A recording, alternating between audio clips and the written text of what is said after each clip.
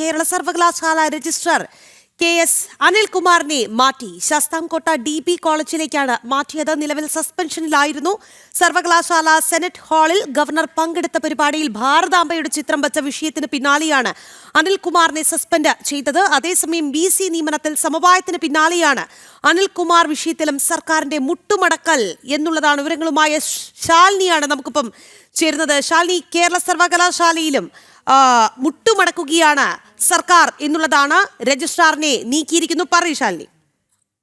രാജി, സുപ്രധാനമായ തീരുമാനമാണ് ഇപ്പോൾ സർക്കാർ തലത്തിൽ നിന്ന് വന്നിട്ടുള്ളത്. ഔദ്യോഗികമായി ഉത്തരവായി ഇപ്പോൾ ഗവർണറുടെ നിർദ്ദേശപ്രകാരമുള്ള ഉത്തരവിൽ ഇപ്പോൾ വന്നിരിക്കുകയാണ്. അതായത് ശാസ്താംകോട്ട DB കോളേജിലെ പ്രിൻസിപ്പൽ ആയിരുന്ന പ്രൊഫസർ ഡോക്ടർ KS അനിൽകുമാറിനെ കേരള സർവകലാശാലയിൽ രജിസ്ട്രാർ തസ്തികയിലേക്ക് 4 വർഷത്തേക്ക് ചുമതല നൽകിക്കൊണ്ടായിരുന്നു നിയമനം നടത്തിയത്. ഈ നിയമനത്തിന് പിന്നാലെ കഴിഞ്ഞ കുറച്ചു മാസങ്ങൾക്ക് മുൻപ് കേരള സർവകലാശാലയിലെ തന്നെ സെനറ്റ് ഹാളിൽ സംഘടിപ്പിച്ച ഒരു പരിപാടിയുമായി ബന്ധപ്പെട്ട ചില തർക്കങ്ങൾ ഉണ്ടായി. ഭാരതാംബയുടെ ചിത്രം വെച്ചതുമായി ബന്ധപ്പെട്ട തർക്കങ്ങളായിരുന്നു പിന്നീട് ഒടുവിലേക്ക് അദ്ദേഹത്തിന്റെ സസ്പെൻഷനിലേക്ക് അടക്കം കാര്യങ്ങൾ എത്തിക്കുകയും ചെയ്തത്. നിലവിൽ സസ്പെൻഷനിൽ കഴിയുന്ന KS അനിൽകുമാറിനെയാണ് ഇപ്പോൾ കേരള സർവകലാശാലയുടെ കീഴിൽ തന്നെ വരുന്ന DB കോളേജിലേക്ക് ഡെപ്യൂട്ടേഷൻ ഒഴിവാക്കി പഴയ ചുമതലയിലേക്ക് തന്നെ തിരികെ നിയമിച്ചുകൊണ്ടുള്ള ഉത്തരവ് ഇപ്പോൾ പുറത്തു വരുന്നത്.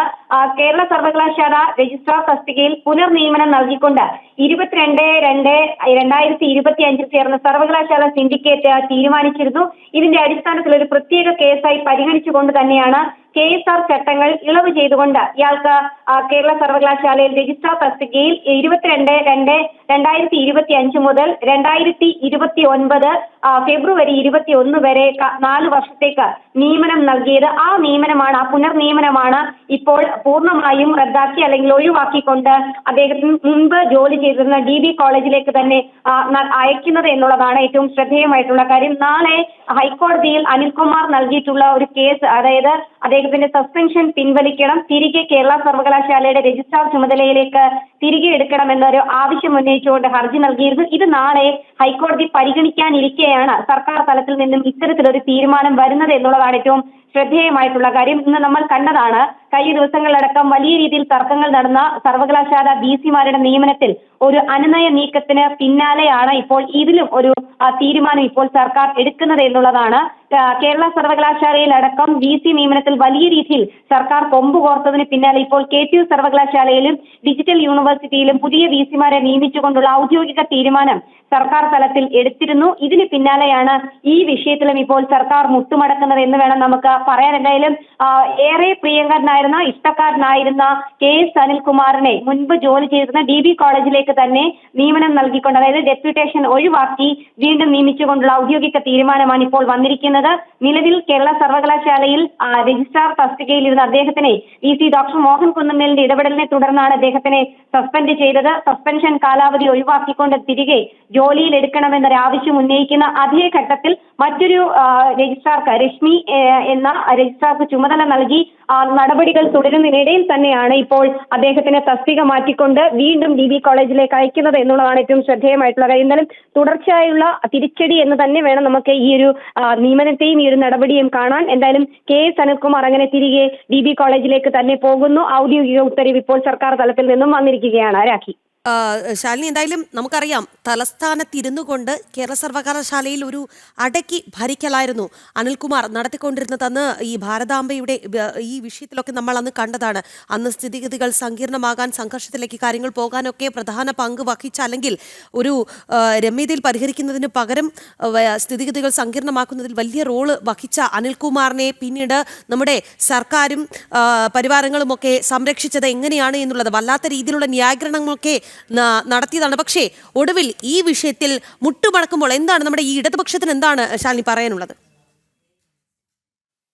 സർക്കാരിന്റെ അല്ലെങ്കിൽ അതിലൊരു പ്രതികരണം വന്നിട്ടില്ല. എന്തായാലും രാഖി സൂചിപ്പിച്ചതുപോലെ തന്നെ CPMന്റെ ഒരു ചട്ടുകമായി കേരള സർവകലാശാലയിൽ കഴിഞ്ഞ കുറേ നാളുകളായി KS അനിൽകുമാർ പ്രവർത്തിക്കുന്നുണ്ട്. ഈ ഭാരതാംബ വിവാദം ഉണ്ടാകുന്ന സമയത്തും കേരള സർവകലാശാലയിലേക്ക് ഗവർണർ എത്തുമ്പോൾ ആ ഗവർണറുടെ പരിപാടിയിൽ ഔദ്യോഗികമായി രാജ്ഭവനിലേക്ക് വിളിച്ച് ഈ പരിപാടിയിലേക്ക് ഗവർണർ എത്തേണ്ടതില്ല എന്നുള്ളൊരു പാർട്ടി തീരുമാനം അറിയിച്ചത് KS അനിൽകുമാറാണ്. അന്ന് SFI പ്രവർത്തകർക്ക് ഗവർണറെ തടയുന്നതിനടക്കം സൗകര്യങ്ങൾ ഉണ്ടാക്കി കൊടുക്കുകയും ആ ആ വിഷയം വലിയ രീതിയിലൊരു വിവാദത്തിലേക്കും സംഘർഷത്തിലേക്കും ഒക്കെ എത്തിച്ചതും KS അനിൽകുമാറാണ്. അതേ KS അനിൽകുമാറിനെ പിന്നീട് പാർട്ടി തന്നെ കൈയൊഴിയുന്ന ഒരു സാഹചര്യം തന്നെയാണ് നമുക്കിപ്പോൾ ഇവിടെ കാണാൻ സാധിക്കുകയും ചെയ്യുന്നത്. എന്തായാലും മുൻപ് ഏത് തസ്തികയിലായിരുന്നോ ജോലി ചെയ്തിരുന്നത് അതേ തസ്തികയിലേക്ക് തന്നെ തിരികെ അയക്കുകയാണ് KS അനിൽകുമാറിനെ. വലിയ ക്ഷീണം സർക്കാരിന് ഈ VC നിയമന കാര്യത്തിൽ ഉണ്ടായൊരു സാഹചര്യം നിലനിൽക്കുന്നുണ്ട്. അതിന് പിന്നാലെയാണ് തൊട്ടു പിന്നാലെ തന്നെയാണ് ഇപ്പോൾ സർവകലാശാലയിലെ, പ്രത്യേകിച്ച് കേരള സർവകലാശാലയിലെ ഈ വിഷയത്തിലും പ്രശ്ന പരിഹാരത്തിനായി ഇത്തരത്തിലൊരു നിയമനം നടത്തുന്നത് എന്ന് വേണം നമുക്ക് മനസ്സിലാക്കാൻ. എന്തായാലും സർവകലാശാലയിൽ കഴിഞ്ഞ കുറെ നാളുകളായി നീണ്ടുനിന്നിരുന്ന തർക്കം, ഒപ്പം തന്നെ അത് കോടതി കയറി, കോടതിയിൽ ഔദ്യോഗികമായ ഹർജി നാളെ പരിഗണിക്കാനിരിക്കുന്ന സമയത്ത് തന്നെയാണ് KS അനിൽകുമാറിന് മറ്റൊരു നിയമനം നൽകിക്കൊണ്ട് കൊല്ലം ശാസ്താംകോട്ടയിലെ DB കോളേജിലേക്ക് തിരികെ അയക്കുന്നത് എന്നുള്ളതാണ് ശ്രദ്ധേയമായിട്ടുള്ള ഔദ്യോഗികമായ ഒരു പ്രതികരണം സർക്കാർ തലത്തിൽ നിന്ന് ഈ വിഷയത്തിൽ വന്നിട്ടില്ല. KS അനിൽകുമാറും പ്രതികരിച്ചിട്ടില്ല. എന്തായാലും ഉത്തരവ് ഇറങ്ങിയിരിക്കുകയാണ്.